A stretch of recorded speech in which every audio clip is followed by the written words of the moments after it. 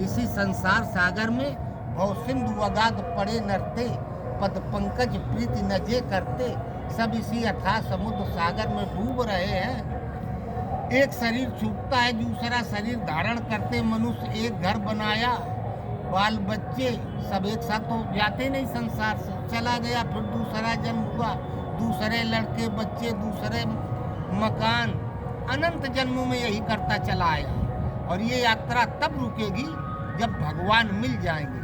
सागर मंथन में जो 14 रत्न निकले, श्री मणिरंभा वारुणी अमी शंख गजराज। उच्च श्रवा नाम का घोड़ा निकला, वो जलचर नहीं है, वो जलजीव नहीं है, पानी के अंदर जीवित नहीं रह सकता। ऐरावत हाथी भी जल के अंदर जीवित नहीं रह सकता। लक्ष्मी एक देवी है, स्त्री स्वरूपा, वो भी जल के अंदर नहीं रह सकती। रंभा नाम की वेश्या भी जल के अंदर जीवित नहीं रह सकती। तो ये ऋषि मुनियों की यौगिक शब्दकोश है, कोड भाषा है। जब हम इसी संसार सागर में रह के हमें मंथन करना है, तपस्या करना है, साधना करना है। लोग आते हैं, नहाए, डुबकी लगाए गंगा में, यमुना में, संगम में, पाप धुल जाएंगे। अगर केवल डुबकी लगाने से पाप धुल जाते तो ऋषि मुनि राजा महाराजा जंगल में जाके तपस्या न करते। एक दिन में 2-4 हजार डुबकी, 10-5 हजार डुबकी, 10-15 दिन में पाप धो के परम पद को पा जाते। तो पाप इससे धुलते नहीं। हम हाथ धो दें, हाथ में काला लगा है तो जमीन में गिर जाएगा, जगह काली हो जाएगी। पाप जलाए जाते, जो चीज जल जाती है उसका अस्तित्व समाप्त हो जाता है। तीरथ अमित कोटि अति पावन, नाम अखिल अग ओग नशा। भगवान का नाम करोड़ों तीर्थों के समान पवित्र करने वाला है। याज्ञवल्क्य जी से भरद्वाज जी ने कहा, आदमी 1-2 डुबकी लगा के चला जाता है, महीने भर नहाता है। मैं इसी संगम के तट पर रह रहा हूँ, 40 साल से अधिक हो गया, 3 बार नहाना, संध्या बंदन करना, लेकिन अपने अंदर जब झांक के देखते हैं तो वही काम, क्रोध, लोभ, मोह सब ज्यों कत्यों बरकरार है, भरा हुआ है। इससे बचने का उपाय क्या है? तब भरद्वाज जी को याज्ञवल्क्य जी ने ब्रह्म विद्या बताई, साधना की विधि विशेष बताई। का इसके लिए तुम भगवान का नाम जपो। तीरथ अमित कोटि अति पावन, नाम अखिल अघोग न सामन। नाम जपने से अंदर योग अग्नि प्रज्वलित होगी, जिसमें जन्म जन्मांतरों के पाप जल करके राख हो जाएंगे। तो वे ये संसार सागर में रह के हमें मंथन करना है। अब हम मंथन करें कैसे? बैठ के कुछ लोग ध्यान करते हैं, योग करते हैं, कुछ ना कुछ करते हैं। शांत एकांत में बैठ के मन को रोको, भगवान में लगाओ, छोटे पर की बातें याद आने लगेंगी। संसार में जहाँ जहाँ गए हैं, सुबह से शाम तक जो जो मिला है वो रील आप से आप अंदर प्रवाहित होने लगती है और मन भाग के कब संसार में चला जाता है, मंथन होता ही नहीं। ये मंथन तब होगा जब मंदराचल मन अचल स्थिर ठहर जाएगा। मन अचल स्थिर ठहरेगा कब? जब भगवान कच्छप का रूप धारण कर लेंगे, अर्थात ब्रह्म हृदय में जागृत हो जाएगा। कछुआ जैसे खतरे को देखते हुए अपने अंगों को अंदर समेट लेता है, भगवान न तो मंदिर में रहते हैं न मस्जिद में रहते हैं। ईश्वरा सर्वभूता नाम हृदय से अर्जुन तिष्ठति। भगवान हृदय में रहते हैं। रामायण कहती है, अस प्रभु अछत हृदय अवकारी, सकल जीव जग दीन दुखारी। आंख बंद करके अंदर देखो तो भी धड़ धरती करे कै लेखा, जस बाहर तस भीतर देखा। बाहर वाला अंदर दिखाई देता है। जब मन पूरी तरीके से अंतर्मुखी हो गया, अंदर प्रवेश कर गया, ब्रह्म जागृत हो गया, जैसे चुंबक लोहा को खींच लेता है अपनी तरफ, ऐसे जब ब्रह्म हृदय में जागृत हो जाते हैं भगवान, तो मन को अपने अंदर खींच लिए। मन जहाँ अंतर्मुखी हुआ तो कच्छपा कछुए की तरीके से वो ब्रह्म हृदय में जागृत हो गए। मन उन्हीं पर स्थिर हो गया। ये मंदराचल पर्वत, मन का कच्छप पर अचल स्थिर ठहर जाना, तब मंथन प्रारंभ होता है। शेषनाग की रस्सी बनाई गई। शेषनाग नाम का कोई सर्प नहीं, पौराणिक आख्यान है। शेषनाग धरती को अपने सिर पर रखे हुए हैं। वो एक कीड़ा मकोड़ा। अंगद जब रावण के दरबार में गया तो कहा, बैन ते खग ऐ सानन, चिंता मणि पुन उपल दसानन, राम मनुज का रे सटपंगा, धनवी काम नदी पुन गंगा। तू कहा तू बंगा है, वाम मार्गी है, वाम पंथी, भगवान को मानने वाला नहीं है। इसलिए राम तुझे मनुष्य दिखाई देते हैं और शेष नाग सर्प दिखाई देता है। शेष कहते हैं बचे हुए को। गणित में 10 में 3 का भाग दो तो एक शेष बच गए। अब वो दशमलव लगा के कितनों शून्य बढ़ा वो कभी कटेगा नहीं। तो जब ब्रह्म हृदय में जागृत हो जाते हैं, मन अंतर्मुखी हो जाता है, तो श्वास में नाभि से ब्रह्मांड तक भगवान का नाम समाहित हो गया एक बार, तो फिर पुनः उसमें संकल्प विकल्प की एयर प्रवेश नहीं कर पाती और हृदय में परमात्मा स्थित हो जाते हैं। ये हो गया शेष। अब ये कटेगा नहीं, इसे काटा नहीं जा सकता। कबीर से पूछा गया, हजरत आप कब तक जियोगे, कितनी उम्र है? कहा होगी 80-90 साल। कब तक जियोगे? हूँ न मरो मरी है संसारा, हमका मिला जियावन हारा। हरि जो मरे तो हम मरी है, हरि न मरे हूँ काहे को मरी है। कहा हमारे हृदय में भगवान आ गए, जागृत हो गए, प्रकट हो गए। बच्चा जब तक माँ के पेट में है, माँ के जीवन पर बच्चे का जीवन निर्भर करता है। तो जब हृदय में ब्रह्म जागृत हो गए, कबीर ने कहा वो अमर है, मर नहीं सकते।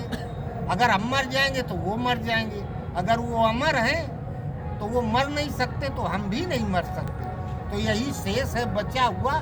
जब हृदय में भगवान का स्वरूप और नाभि से ब्रह्मांड तक श्वास में इष्ट का नाम शेष रह गया, तब मंथन प्रारंभ होता है। तो सबसे पहला रत्न निकला शंख। शंख कोई शुभ कार्य होता है तो शंख बजाया जाता है। शंख का मतलब होता है शुभ का उद्घोष। महाभारत युद्ध के पहले 5 जन्म ऋषि को सो देवदत्तम धनंजय। पहले भगवान कृष्ण ने 5 जन शंख बजाया, तब अर्जुन ने देवदत्त शंख बजाया। 5 जन, ये पृथ्वी जल आकाश वायु और अग्नि 5 तत्वों से निर्मित पूरे संसार में जहाँ भी मन भाग के जाता था, जैसे चुंबक लोहा को खींच लेता है, ऐसे ब्रह्म परमात्मा ने हृदय में मन को खींच लिया। ये 5 जन शंख, जहाँ जन साधक के हृदय में ये शंख बजा, इंद्रियां अंतर्मुखी मन अंतर्मुखी हुआ, तो शुभ का उद्घोष देवदत्तम धनंजया। चलनी में गाय दूध हो तो क्या दूध टिकेगा? तब देवदत्तम धनंजया, अंदर दैवी शक्तियों का आविर्भाव होने लगा। ये पहला रत्न निकला शंख, शुभ का उद्घोष। जहाँ शंख निकला तब फिर दूसरा रत्न निकला उच्चय श्रवा नाम का घोड़ा। उच्चय श्रवण कहते हैं सुनने को। हमारे गुरु महाराज जब अपने गुरु महाराज के शरण में गए, परमहंस महाराज कहे हो हमके भगवान हुआ ये बताइए बताइए। हम तो माया में फंस जाते, हमके भगवाने बताते चले गए। गुरु महाराज को बड़ा आश्चर्य हुआ, जिंदगी में पहली बार सुना था कि भगवान मनुष्य से बात करते। फिर दुखी हुए, हम कहाँ पाएंगे भगवान को बात करने के लिए। गुरु का मतलब होता है त्रिकालज्ञ।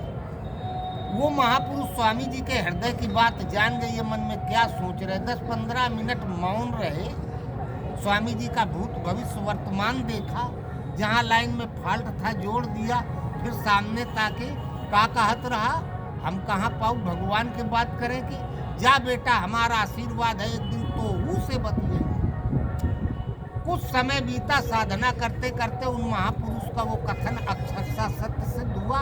अपौरुषेय वाणी प्रवाहित हो गई, भगवान बोलने लगे, बात करने लगे। उच्चय सर्वा, जो प्रकृति से उपराम है, ऊपर है, उस भगवान की जिसे आकाशवाणी कहते हैं, अपौरुषेय वाणी का प्रवाहित हो जाना। उच्चय सर्वा नाम का अश्व निकला। ये घोड़ा गति का प्रतीक है। मन जो संसार में दौड़ रहा था, अब परमात्म पथ पर गति पकड़ ली, दौड़ने लगा। तब फिर तीसरा रत्न निकला धनुष। धनुष का मतलब नारायण अस्त्र, वो भगवान का अस्त्र शस्त्र है। तो धनुष ध्यान का प्रतीक है। आप लोग जहाँ बैठे हैं वहाँ से थोड़ी देर बाद हटेंगे, हाथ रखें तो जमीन गर्म हो जाएगी, आपके शरीर की गर्मी वहाँ उतर आए। तो ऐसे तो ध्यान में, ध्यान का मतलब ये नहीं कि आदमी कह देता है हमें याद करना होता, हमें ध्यान है नहीं रहा, हम भूल गए। तो याद करते करते जब इष्ट प्रत्यक्ष रूप में विराजमान हो जाते हैं, आ जाते हैं, तो उनके अंदर का जो अब पावर है, दैवी शक्तियाँ हैं, उनकी भगवत्ता है, जो अस्त्र शस्त्र है वो अंदर उतरने लगते हैं। यही धनुष का निकलना हुआ। धनुष निकल निकल आया, अर्थात नारायण अस्त्र की प्राप्ति। हमारे गुरु महाराज इसी प्रयागराज में आ गए। आकाशवाणी हुई, इस भीड़ भाड़ में कहाँ कुछ दिन रहे, चलो यहाँ से। कहाँ चले? गंगा किनारा पकड़ के चलो। कुछ दूर गए, भगवान ने कहा तुम कपड़े काहे पहनो, उतार दो। महाराज के कपड़ा काहे भगवान उतरवाते हो? कहे बेटा कंचन कामनी से निवृत्ति हो गई। अब माताएं बहनों, रुपए पैसे का तुम्हारे ऊपर कोई प्रभाव नहीं पड़ेगा। तुम्हारे अंदर आशीर्वाद देने की क्षमता आ गई। तुम जिसे आशीर्वाद दे दोगे, गरीबी अमीरी में परिवर्तित हो जाएगी, विपत्ति संपत्ति में परिवर्तित हो जाएगी। जिसका शादी विवाह ना हो रहा हो, तुम्हारे आशीर्वाद से राजकुमारी से विवाह हो जाएगा। तुम पर इसका प्रभाव नहीं पड़ेगा। बस महाराज बैठ गए, भजन करने के लिए आदेश हुआ। अब वो मुर्दों को खाने के लिए जंगली जानवर आए और चिल्लाने लगे। तो महाराज को लगा हम ध्यान में बैठते हैं, पीछे से आके हमको खाने न लगे, और कुछ हमारे पास है नहीं। अरे दो चार कुत्ते लिपट जाए तो आदमी क्या करेगा अगर लाठी डंडा पास उसके नहीं। और ये भेड़िया वगैरह हमको खा जाएंगे, हम तो जिंदा हैं, ताजा मांस है, तब हम क्या करेंगे। इतने में एक देदीप मानव अस्त्र आया स्वर्ग से, महाराज की परिक्रमा की, सुदर्शन चक्र के रूप में परिवर्तित हो गया, महाराज के अंदर समाहित हो गया। पुनः वही अस्त्र आया, महाराज की परिक्रमा की, और उसके जो नोके थी जी आरा जैसे, उससे खून की धार निकले और महाराज के अंदर समाहित हो गया। महाराज के कहो भगवान ये है क्या? का ये धनुष है, नारायण अस्त्र है। आज से हम तुम्हारे हृदय में विराजमान है। जो तुम्हारे पास श्रद्धा से आएगा, राम झरोखा बैठ के सबका मुजरा लेत, जाकी जैसी चाकरी ताको तैसा दे। जो श्रद्धा से आएगा, जितनी श्रद्धा से आएगा, उसकी श्रद्धा ही कृपा बन के लौटेगी, उसे वो पा जाएगा। उसके लिए तो ये सुदर्शन है। और जो सोचेगा बाबा जी अकेले में है, दिन भर की चढ़ोतरी ले आवे, उसके लिए ये दूसरी वाली व्यवस्था है। ये धनुष निकला, तो धनुष के बाद फिर कल्प वृक्ष कोई ऐसा वृक्ष नहीं जो इच्छित फल देता हो। अंगद ने रावण से कहा, बैन ते खग ऐसे सानन, चिंता मणि कुंकुपल दसानन, और पशु सुर धेनु कल्प तरु रूखा, अन्न दान अरु रस पीऊ। का कल्प वृक्ष, रावण तू वाम मार्गी वामपंथी तू जानता नहीं। कल्प वृक्ष कोई ऐसा पेड़ है नहीं जो इच्छित फल दे सके। इच्छित फल बिन शिव औराधे, लाही न कोट योग जप साधे। मन वांछित फल तो केवल शिव दे सकते हैं। शिव है कौन? बंदे बोधमयम नित्यम गुरु शंकर रूपिणम, जो गुरु महाराज। गुरु ऐसा नहीं कि कोई भी गुरु है। गुरु किसी व्यक्ति का नाम नहीं, एक पद है, एक अवस्था है। जैसे कलेक्टर व्यक्ति का नाम नहीं, एक पद है। प्रधानमंत्री व्यक्ति का नाम नहीं, एक पद है। जो उस पद पर है वो है। व्याकरण में लघु माने छोटा, गुरु माने बड़ा, महा माने बड़ा। भगवान पूरे ब्रह्मांड में कण कण में व्याप्त है, सर्वत्र समाहित है, सबसे बड़े हैं। वो उन भगवान का, उन महामहिम परमात्मा का महिमत्व जिसके अंदर प्रसारित हो गया, उसे गुरुदेव कहो, महादेव कहो। उन गुरु के बताए मार्ग पर जो चलता है वो पा जाता है। आज तक सृष्टि में किसी ने कुछ पाया, या तो तपस्या करके पाया, या किसी तपस्वी के आशीर्वाद से पाया। दूसरा और कोई पाने का मार्ग है ही नहीं। वही अंगद कहता है कि कल्प वृक्ष नाम का कोई वृक्ष नहीं जो इच्छित फल दे सके। कल्प कहते हैं उत्थानोन्मुख परिवर्तन को। कोई बीमार हो जाए, दवाई हो ना ठीक हो, दवा काम न करे, अंतिम सांस चल रही हो, अब मर जाएंगे तब मर जाएंगे, घड़ी गिनी जा रही है, इतने में कोई दवा काम कर जाए, धीरे धीरे ठीक हो जाएगा, तो ये होगा उनका कायाकल्प हो गया। तो जीव जो माया की तरफ भाग रहा था, उसे ब्रह्म के पथ पर मोड़ के दौड़ा देना, चला देना, मंजिल तक पहुंचा देना। इस अवस्था वाले महापुरुष कल्प वृक्ष होते हैं। वाल्मीकि दस्यु सम्राट थे, कल्प वृक्ष स्वरूप सप्त ऋषि मिले, परमात्मा की तरफ ऐसा दौड़ाया, ऐसा उत्थानोन्मुख परिवर्तन हुआ। वाल्मीकि भय ब्रह्म समाना, अंगुलीमाल दस्यु सम्राट था, कल्प वृक्ष थे भगवान बुद्ध। बुद्ध से सामना हो गया, बुद्ध ने दौड़ा दिया भगवान की तरफ, उल्टा घुमा दिया, और फिर वो सिद्ध महापुरुष हुआ, सिद्ध महात्मा हुए अंगुलीमाल जी। तो वही कल्पवृक्ष नाम का कोई वृक्ष नहीं जो समुद्र मंथन में निकला हो। किसी पेड़ को पानी में डुबो दो, कुछ दिन बाद सड़गल के खत्म हो जाएगा। तो कल्पवृक्ष के बाद फिर निकले धन्वंतरी। धन्वंतरी ये वैद्य थे, दवा दे दे ठीक हो जाए लोग, मुर्दा जीवित हो जाए। तो धन्वंतरी हमारे गुरु महाराज के गुरु महाराज जब भगवान से कहो भगवान हमारे लिए कहीं जगह है, भगवान कहे चले चित्रकूट। अनसुईया के जंगल में पहुंच गए, लोग आने लगे, महाराज आशीर्वाद, महाराज ये परेशानी वो परेशानी, ये बीमारी वो बीमारी, महाराज आशीर्वाद दे दे। लोगों का भला होने लगा, रोगी ठीक होने लगे, महाराज बीमार पड़ गए। तो महाराज के कहो भगवान जब निवृत्ति हो गई, सारे अस्त्र शस्त्र मिल गए, मैं माया से निवृत्त हो गया, आप हमारे हृदय में आ गए, ये उन्नत साधक की अवस्था है, अभी महाराज साधने कर रहे हैं। तो कहा भगवान ये हमको रोग बीमारी क्यों आती है? तो भगवान के जो लोग आते हैं आशीर्वाद देते हो, जो लोग आते हैं तो सब आशीर्वाद के पात्र नहीं होते। भगवान पहले बताते इन्हें आशीर्वाद दो, इन्हें अभी मत दो, ये अभी आशीर्वाद पाने के अधिकारी नहीं। लेकिन दाता के दरवाजे से कोई खाली जाए तो अपमान होता है। तो परमहंस महाराज के भगवान बतावे इन्हें आशीर्वाद दो, इन्हें न दे, तो महाराज भगवान से लड़ जाए, बाहर से नहीं। मोहन और मोहन मस्तों के दिल का मिलता कुछ राज नहीं, अंदर ही बातें होती हैं, बाहर आती आवाज नहीं। महाराज के भगवान जब आशीर्वाद नहीं पावे कर रहा तो आप इसको प्रेरित कर देते, हमारे पास आता नहीं, अभी रो रहा है, हमके दया आ रही है, जबरदस्ती आशीर्वाद दे दे। तो भगवान ने कहा वही आपको भोगना पड़ रहा है और ये भोगना पड़ेगा। महाराज को दवाई भगवान ने मना कर दिया, कोई दवा काम नहीं करेगी, खाओगे तो और उल्टा हो जाएगा।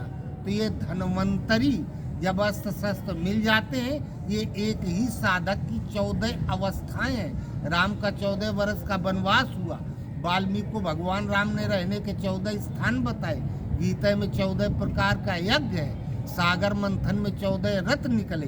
तो ये एक ही साधक की क्रमशः परमात्मा की प्राप्ति तक की क्रमबद्ध 14 अवस्थाएं, 14 दर्जा है, कक्षा 1, कक्षा 2, कक्षा 5, कक्षा 8।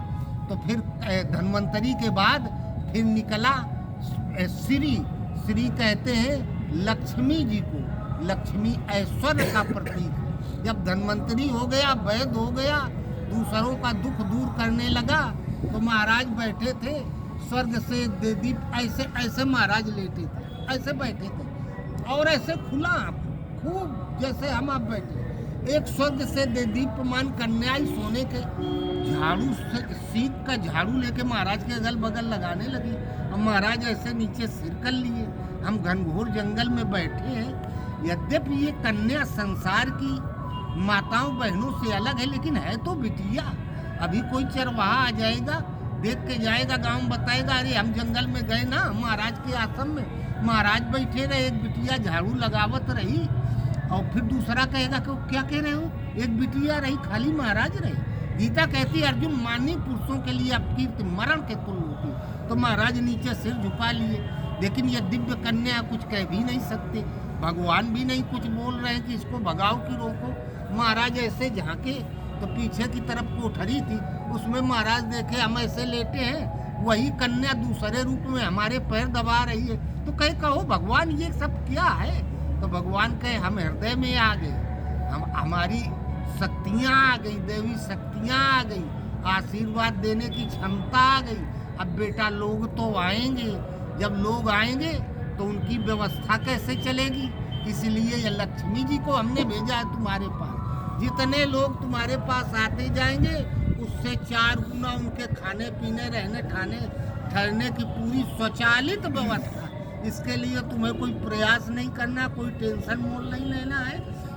और यही श्री निकली, लक्ष्मी जी निकली, फिर बाद में निकली मणि।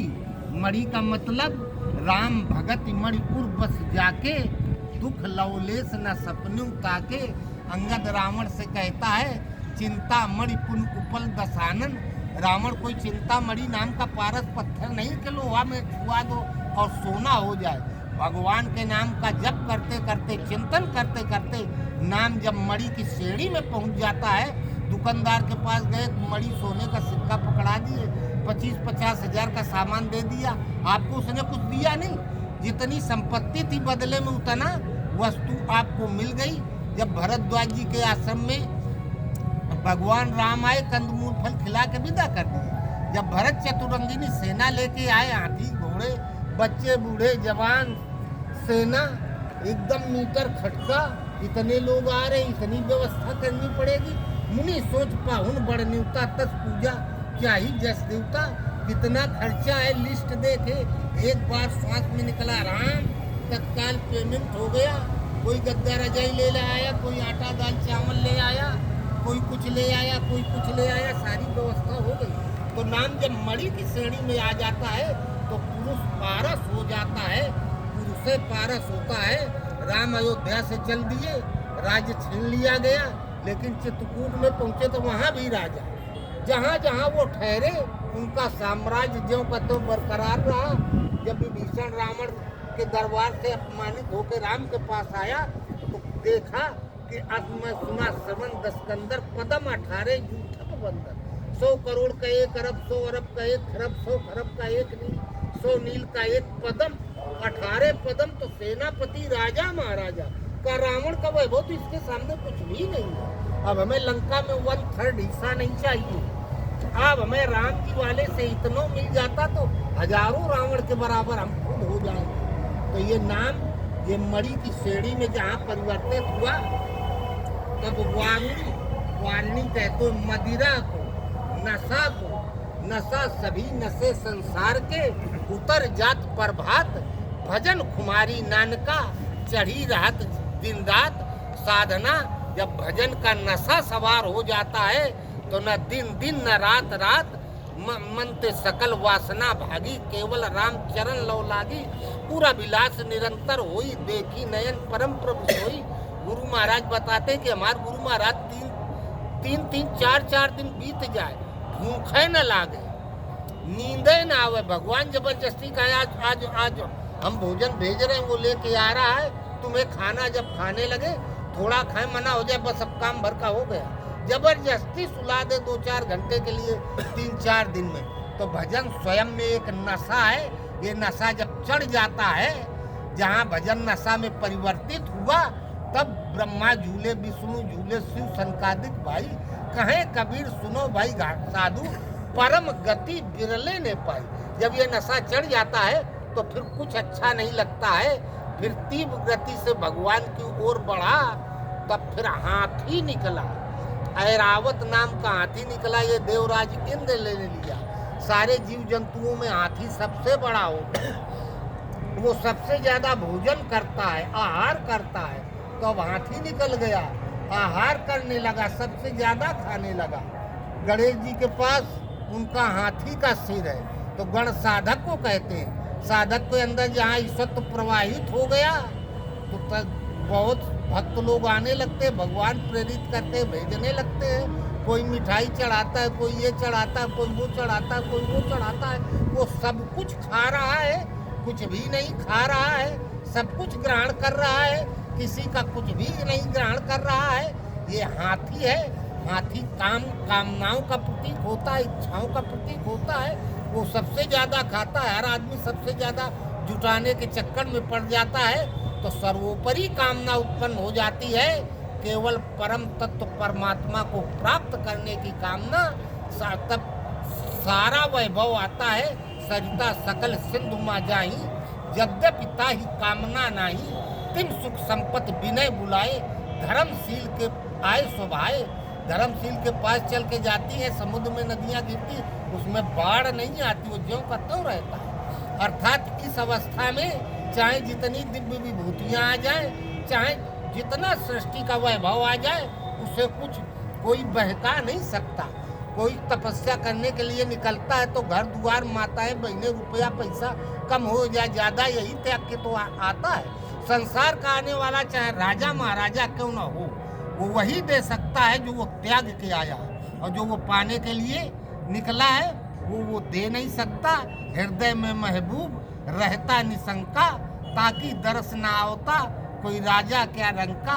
दरस दीवाना बावला अलमस्त फकीरा, एक एकाकी हो रहा असमत का धीरा। बारूणी निकली, अर्थात जहाँ भजन साधना का नशा छाया, तब फिर आओ आगे और क्या है। फिर जहर विष या विष के गर्त में विष ही विष चिल्लाए, प्रेम नगर की गरी सांकरी दोनों कहाँ समाए। और यह विष निकला, जहर निकला। विष है क्या? संसार का जो भी कोई आएगा शिष्य के पास अपना जहर देने के सिवा और गुरु को कुछ होता ही नहीं, और है क्या उसके पास देगा। परमहंस महाराज कभी कभी दुखी हो जाए, स्वामी जी कहें गुरु महाराज आप दुखी क्यों हो जाते हैं, आप माया मोह से परे। कहें हमारे पास भगत लोग आने लगे, धीरे धीरे आते जाते उनसे थोड़ा स्नेह हो गया है। हो जब अपन दुख बतावत है उनसे हमें लगाव है, तुम मोह के दुख हो जाते। यद्यप मैं सुख दुख से परे हूँ, और जब हम मोह के दुख भी जात है तो मोर दुख भगवान बर्दाश्त नहीं कर सकते, इसलिए उनका दुख हम खा जाते हैं। उनका जहर हमें मिलता है, बदले में उनको वैभव मिल जाता है, उनका दुख दूर हो जाता है। यही है जहर मिलना, अर्थात चेलों का मिलना। जहर का मतलब जो है समुद्र मंथन में निकला, जब चेला बनने लगे तो मान लो तरह तरह का ये पॉइजन आ रहा है और कुछ नहीं। तब फिर चंद्रमा भगवान भोलेनाथ अपने मस्तक पर धारण किए हैं, वो गुरु हो गया।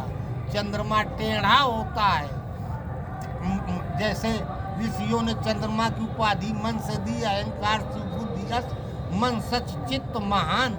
जैसे चंद्रमा एक साथ सदैव नहीं रहता, घटेगा तो घटता चला जाएगा, बढ़ेगा तो बढ़ते चला जाएगा। ऐसे ही जो भी मनुष्य संसार में, उसके मन की गति एक सी नहीं रहती। कोई कुछ मांगता, कोई कुछ मांगता, किसी को कुछ चाहिए, किसी को कुछ चाहिए। वो जैसे सबके चंद्रमा को, सबके मन की इच्छा को, अर्थात सबको अपने मस्तक पर धारण किए हैं, सबका जहर गले में धारण किए हैं। वो शंकर है, उसका ऊपर कोई प्रभाव नहीं पड़ता। ये सारी अवस्थाएं साधक की हैं। अंत में फिर 14वां रत्न निकला, जो काल से अतीत है, जिसे अमृत कहते हैं। उसको पा गया, पी गया, अमर होए कबहू न मरे, रस गगन गुफा से अजर झरे। मृत कहते हैं नाशवान मरण धर्मा को, अमृत कहते हैं अविनाशी को। जानत तुम ही हो जाई। जब भगवान को पा गया तो भगवान हो जाता है। स्वामी जी जो गीता लिखे हैं उसमें लिखे हैं, भगवान कृष्ण जब अर्जुन को गीता सुना रहे थे उस समय उनके मनोगत भाव क्या थे। गीतोक्त साधना को करके कृष्ण की अवस्था को प्राप्त महापुरुष ही जान सकता है कि वो अर्जुन को क्या बता रहे थे। भगवान कृष्ण कहते तस्मान सर्व कालेषु माम स्मरण युद्ध की। अर्जुन निरंतर मेरा स्मरण और युद्ध कर। स्मरण इतना सूक्ष्म है, यदि आप हमारी दाईं आंख देख रहे हो, बगल में बाईं आंख दिखाई दी, तो ये स्मरण नहीं है, बिंदु पर केंद्रित हो जा। भगवान कृष्ण कहते हैं मेरा स्मरण कर, मुझ में केंद्रित हो जा। तो सामने शत्रु कैसे दिखाई देगा, फिर अस्त्र शस्त्र कैसे चलाएगा। जब क्रोध आएगा तभी तो किसी की हत्या करेगा। लेकिन भगवान कृष्ण दोनों बात बता रहे, मेरा स्मरण भी कर और युद्ध भी कर। तो उनके मनोगत भाव क्या थे, ये कृष्ण की अवस्था को प्राप्त महापुरुष ही जान सकता है। अंत में लिखे हैं प्रस्तुत टीका, आपके हृदय में परमात्मा की प्राप्ति के पश्चात किया गया चित्रण है। ये सागर मंथन वाली पूरी साधना इस गीता में है। यही अमृत निकला, इसे देवता और असुर दोनों पाना चाहते हैं, लेकिन 13 रत्न देवताओं और असुरों में बटे, असुरों तक सीमित रहे। अमृत सिर्फ देवताओं को मिला। देवता कहते हैं जिनके अंदर दैवी शक्ति होती है, दैवी संपत्ति होती है। जैसे आप किसी कमरे में बैठ जाएं, कहीं आग जल रही तो पूरा रूम गर्म हो जाता है। इन ऋषि मुनियों के शरण सानिध्य में जो रहते हैं, उनकी दैवी संपत्ति उनके अंदर प्रवाहित हो जाती है, वो ही इस अमृत के अधिकारी होते हैं। तो ये महाकुंभ है। कुंभ कहते हैं घड़े को, बड़ा घड़ा है, उससे एक गिलास, दो गिलास, आधा बाल्टी पानी निकाल के अगणित घड़ों को भरा जा सकता है। महामहिम परमात्मा का महिमत्व जिसके अंदर प्रवाहित हो गया, वही महाकुंभ है। उससे अनेक घटों को में पानी भरा जा सकता है। अगस्त जी का नाम था कुंभज ऋषि। घट योनि, घड़े से बच्चे नहीं पैदा होते हैं। जिसके हृदय में ब्रह्म का साक्षात्कार हो गया, मन अंतर्मुखी हो गया, हृदय में ब्रह्म प्रकट हो गए, वो अगस्त है। अग कहते पाप को, अस्त कहते समाप्त होने को, उसका पाप समाप्त हो गया। यहाँ याज्ञवल्क्य जी महाकुंभ के स्वरूप में थे, तो स्नान यहाँ लोग करने आते हैं। राम भगत जा सुरसर धारा सर से ब्रह्म विचार प्रचारा। गंगा जी ने में स्नान का उल्लेख नहीं आया। विध निषेध में कलिमल हरनी करम कथा रविनंदन बनी। यमुना जी में स्नान का उल्लेख नहीं आया, क्योंकि खाना पीना सोना जागना नहाना धोना ये दिनचर्या में आता है। मनुष्य जहाँ रहेगा करेगा ही। स्नान किसमें आया? देव धनुज किन्नर नरसेणी सादर मज्जई सकल त्रिवेणी। त्रिवेणी में स्नान, त्रिवेणी, त्रि तमोगुण रजोगुण सतोगुण, तमोगुण अज्ञान अंधकार। संसार जहाँ तक जो कुछ दिखाई सुनाई देता है सब नाश हुआ। हर आदमी ऐसे लिपटा है, आगे पीछे वाले सब चले जाए, मैं सदैव धराधाम पर रहूंगा, ये तमोगुण। रजोगुण अगर साधना में लगे, इस पर विजय प्राप्त किए। रजोगुण शाम को खा के बिस्तर पर लेट गया, अब राम राम जपते जपते सो जाना चाहिए। एक एक लड़का के नाम 500 फैक्ट्री थ्योरी में तैयार कर रहा है, व्यर्थ की चेष्टा। रजोगुण। सतोगुण गुरु महाराज कुछ दया कर देते, कुछ अपना पावर दे देते, तो कौ कई रंग कई करो नरेसु, कौ कोई नपत निकारो देसु, उसको हम ऊंचाई पर पहुंचा देते, उसकी ऐसी की तैसी कर देते। तो इन त्रिगुणमयी प्रकृति के ऊपर जिनकी साधना हो गई है, उन ऋषि की वाणी ही त्रिवेणी है। उसमें जो स्नान करता है वही पवित्र होता है। तीर्थ अमित कोटि अति पावन, नाम अखिल अगुण ओग न सामन। यही है सागर मंथन। इस संसार सागर में ही रह के आपको मंथन करना है, साधना करनी है, और जब तक अमृत न प्राप्त हो जाए तब तक आपको चलना है। इसके लिए गुरु की आवश्यकता है। शास्त्रों में गुरु बनाने के लिए कहीं नहीं कहा गया। गुरु बनाने के चक्कर में पड़ गया राजा प्रताप भानु, तो सर्वनाश हो गया, मिल गया ऐसा गुरु। कालनेमी हनुमान जी को फंसा रहा था कान में मंत्र देने वाला, लेकिन राम हृदय में थे तो वो जान गए। तो गुरु भगवान भगवत्ता को प्राप्त महापुरुष को बताया जाता है। हम है कौन? ईश्वर अंश जीव अविनाशी, चेतन अमल सहज सुखराशि। परमात्मा की संतान है, उनका अंश है। बच्चा कहीं बाहर चला जाए तो माता पिता का ध्यान बच्चे पर रहता है जब तक वो लौट के ना आ जाए। हम इस संसार में काल के अधीन है, भगवान की संतान है, इसलिए भगवान सदैव हम पर ध्यान रखते हैं। अब इसीलिए गीता में भगवान कृष्ण ने 7 जगह कहा अर्जुन ओम का जप। हमें केवल भगवान के नाम का जप करना है, अपने पिता को पुकारना और दूसरे को नहीं। रामायण में शुरू में बाल कांड में नाम जप पर बल दिया गया, केवल भगवान के नाम को जप। तो पिता अपने पुत्र को गलत जगह नहीं उसका संबंध जोड़ेगा।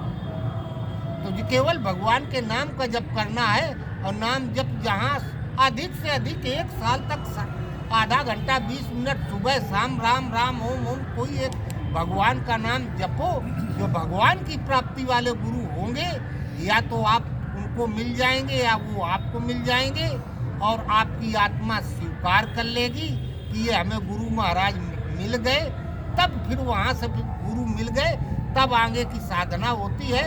और बिना गुरु के इस पद पर आगे बढ़ा नहीं जा सकता। 4-6 साल का बच्चा हुआ तो विद्यालय भेजते हैं, अध्यापक अपने हृदय की योग्यता बच्चे के अंदर उतारता है, उसी का नाम शिक्षा है। जिस दिन पूरी की पूरी उतार देता है तो बच्चा फिर छात्र नहीं अध्यापक हो जाता है। चेला गुरु हो जाता है, चेला नहीं रह जाता है। गुरु जब हृदय से अपनाते तो गुरु बना देते हैं, चेला नहीं बनाते। तो ऐसे साधना का मतलब है गुरु अपने हृदय की योग्यता शिष्य के अंदर प्रवाहित करने लगे और उसे मंजिल तक पहुंचा दे। बोलो गुरुदेव भगवान की जय। यही है। बहुत सुंदर महाराज जी। काट पीट के संक्षेप में करके बताया। ईश्वर एक है, लेकिन यहाँ कुंभ क्षेत्र में अलग अलग संप्रदाय हैं, अलग अलग पंथ हैं। तो ये सनातन धर्म की जो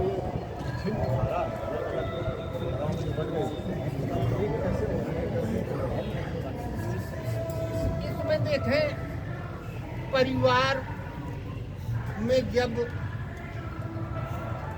सब अपना अपना मनमानी करने लगते हैं, मूल बात समझे